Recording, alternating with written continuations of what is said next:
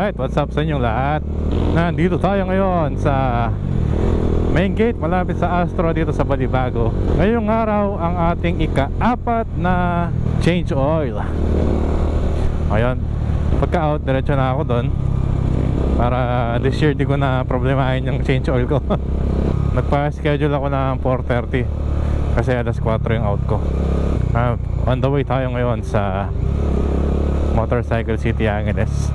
Diyos ko, kanina pag alis ka sa opisina maambon na. Buti paglabas ng Clark hindi na umuulan. Lang yung Clark yan, may sariling may sariling panahon. Sa Clark lang umuulan, tapos paglabas mo wala na. Buti hindi pa ganun ka-traffic dito. Usually kasi sobrang traffic. So sa last change oil pala natin, ang ginamit natin lang is ay kung din magkakamalis 15W50 yata. Ngayon baka papalit ko, baka babaan ko ng 10W. Di ko, sana. Ang recommended kasi ni Dominar is 10W40. Siguro pinakamax na is 15W. So pag mas mataas pa doon, hindi na masyadong maganda kay Dominar. Baka masira na yung makina nyo katagalan. So dapat fully synthetic. Buti smooth yung traffic dito ngayon. Ang nasa aking harapan katrabaho ko si John Kennedy Alili. Siya yung bumomba sa akin nung kinuha ko yung eyeglasses ko. Diyos ko, sana pa uwi mamaya hindi traffic dito. Opya.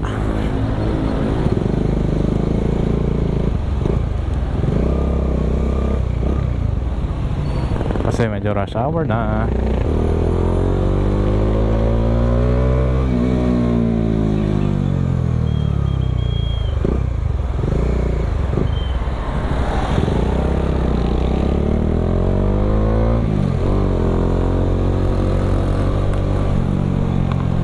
Nag-opisina tayo ngayong araw para pagka-out malapit na lang yung Motorcycle City Angeles.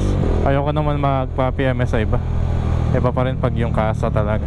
At least, di ba, kung may mangyari man. Huwag naman sana.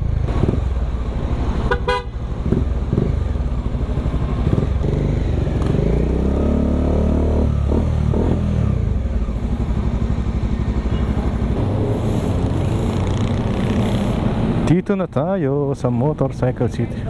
Pa? Pa-service mo? Apa. Pa-service tayo. Saan na yung voucher?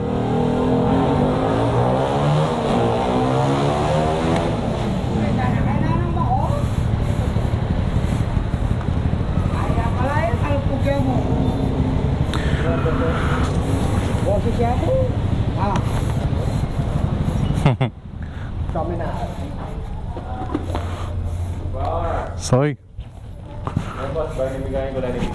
Bakit? Oh? Kalta na kasi. A few inches later. Boss, salamat ha. See you around, boss. Oh. Thank you. Soy. Pansin na mo po tayo mukha. Ay, happy ako. Thank you.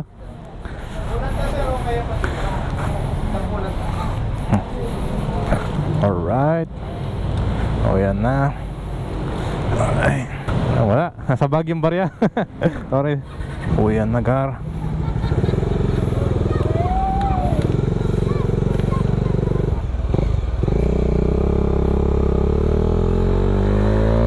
O yan, tapos na tayong pa-change oil. Saka change filter. Hindi ko na binidyo kasi pare-pare wala naman ginagawa. Dahil sa dalawang change oil ko wala naman silang binago. Pero nagpalit tayo ng oil from 15W50. Binalik ko siya sa 10W40. So tatry ko na ito. Babalik ako ng premium gas. Tingnan natin kung sobrang init pa. Kasi naka 15W50 ako. Tapos nag-decide akong lumipat sa premium gas. Medyo mainit yung makina. Which is normal lang naman yun ha. So ayun, bali sa buong proseso nakakwentuhan ko lang si Soity Motovlog. So ayun. Hindi ko alam kailan ko upload to, pero ayun nga. Ngayon is October 31, last day niya sa Motorcycle City Angeles. Pinachichismis ko na. Hindi, kahit siya naman sinasabi niya Pero sa mga gustong kumuha ng mga unit, will still recommend Motorcycle City Angeles kung malapit kayo dito. Hindi lang naman si Soito yung mabait doon lahat, pati mga ibang staffs mabait, friendly, masaya kausap. And ayun nga, during our kwentuhan, na-confirm ko na phase out na po pala talaga si Dominar 400 UG2. Kasi ito po ang last model ng Dominar 400 na lumabas. At yun, na-confirm ko na phase out na nga. Discontinued na sila.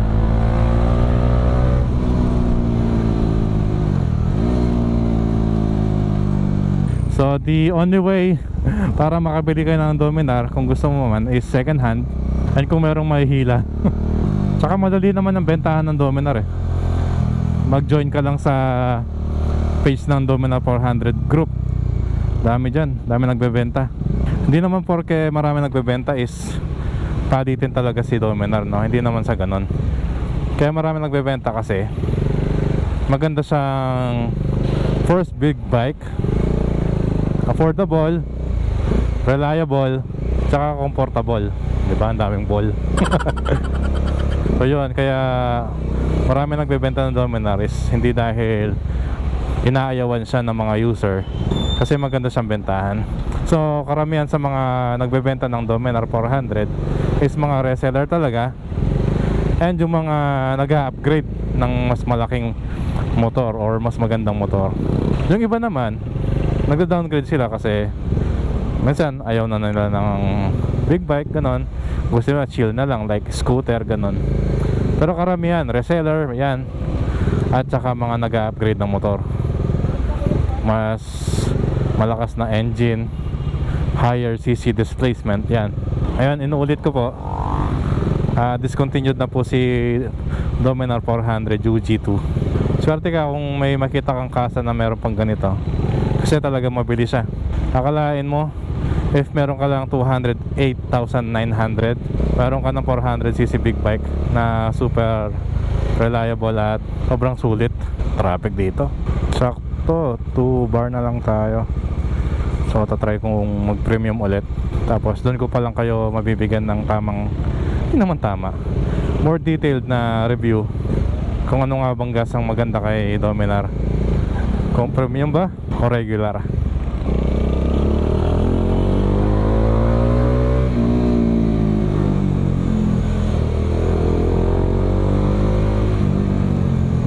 Meron din nag-chat sa akin, ewan ko, nakalimutan ko kung anong video yan.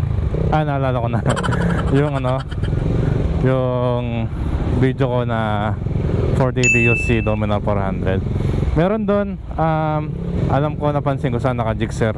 Tapos minessage niya ako, sabi niya siya daw yung naka-jigser. Ngayon, sakto, nakabili siya ng ano, motor katulad sa akin, yung 400 UG2 ng Dominar. Sakto. Na-face out na, tapos nakabili pa siya. Kung nanonood ka, sir, alam mo na sino ka. Shoutout sa'yo.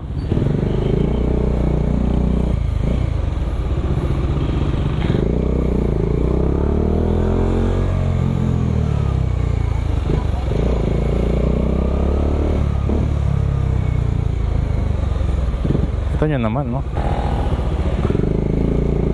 Kahit sa singitan talagang nakakasabay si Dominar, kasi hindi naman siya ganun kalapad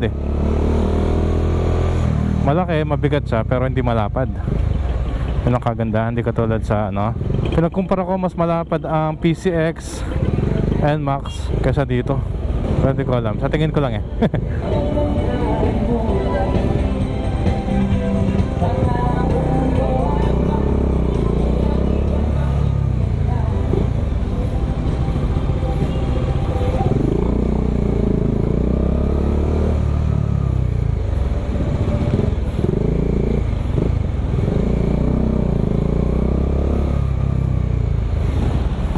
Sa next video natin, tingnan ko kung kaya kong ibigay sa inyo kung ano yung mga pros and cons ni Dominar. Malapit na matapos yung ano, tawag dito, Skyway ba Skyway para sa mga tao. ang traffic. Naabutan tayo ng rush hour.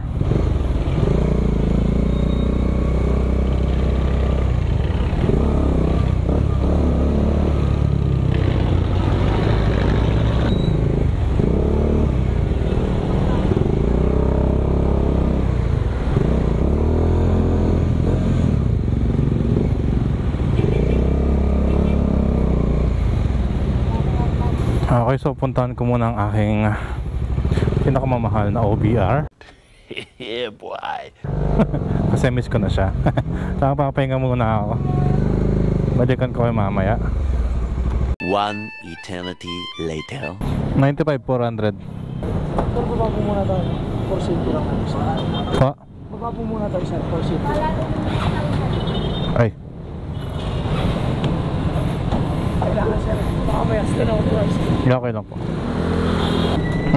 Ganda pala sa Shell. Kailangan mo munang bumaba. Well, for safety naman. Kaya okay lang. Nagpagas muna ako. So ngayon, nagpalit tayo ng oil na 10W40. Titignan natin kung ganoon pa rin kainit. Well, normal lang naman na mainit sa motor eh. Pero tignan natin kung kasing init nung dati na 15W50 na tapos premium na gas. Ngayon tatry natin.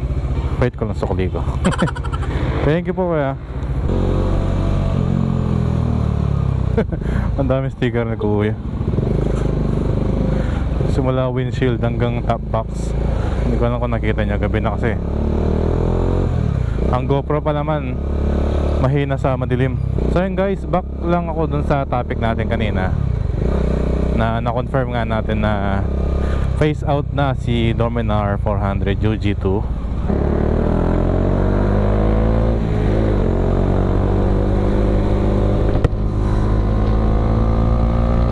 Ang way na lang na para makakuha ng Dominar is through resellers, saka yung mga nag-upgrade ng motor.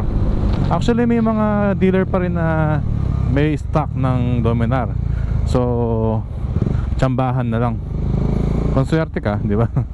So kung yung napunta mong dealer is wala na, so huwag ka na maghintay sa kanila kasi wala nang dadating na stock sa kanila.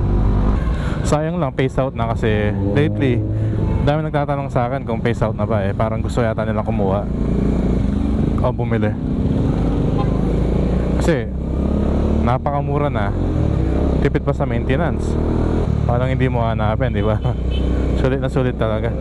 May mga nagko-comment pa naman sa akin, tinatanong kung phase out na ba si Dominar. Sinasabi ko pa naman hindi kasi nung nagpa-change oil ako last, bago ito, may nakita pa akong stock sa Motorcycle City Angeles. Eh pagbalik ko nga kanina eh wala na. Tapos nasabi nga ni Soity na phase out na daw talaga. So yun nga, na-confirm natin.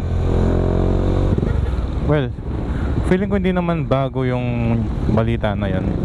Medyo matagal na.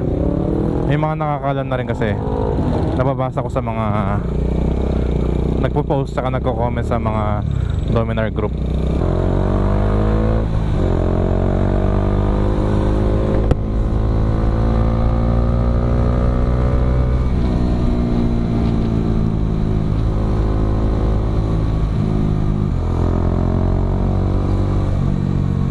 Nakakalungkot lang kasi hindi na kami maladagdagan. Pero marami-rami din naman yung na-release, no? Lalo na hindi lang naman sa Pilipinas eh. Sa mga hindi nakakalam, originally ang Dominar is from Bajaj and Bajaj is from India. So di ko alam, no? May nabasa kasi ako na parang nabit na yata ng India ang China pagdating sa bilang ng mga motorcycle. Motorcycle sa bansa nila, mga gumagamit. Hindi ko lang alam ilan naman dalawa yung nag-aaway sa ganyan eh. Si karami ng populasyon. Kaya may mga magagandang China na bike or motorcycle tsaka India kasi maraming mga magagaling na manufacturer. Yan, pauwi na tayo. Grabe, pagod tong araw na to. Yung last video ko medyo mahaba yung pagkaka-record ko, no? Medyo marami akong nasabi kasi naipon yung mga gusto kong sabihin sa isang vlog, kaya ganun. Actually, binawasan ko na yun eh. Almost 1 hour na yan. Pero mabagal yung views, so baka hindi ko muna gawin yun. Pero let me know sa mga nanonood dyan kung ano mas prepare nyo, yung mga 10 to 20 minutes lang na video o yung mga 30 minutes pataas.